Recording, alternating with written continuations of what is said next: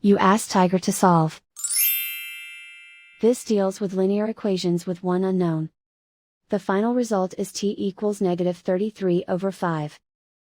Let's solve it step by step. Group all constants on the right side of the equation. Add 9 to both sides. Simplify the arithmetic.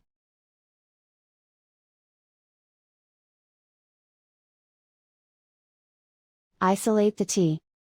Divide both sides by -5. Cancel out the negatives. Simplify the fraction. Move the negative sign from the denominator to the numerator. And so the final result is t equals -33/5.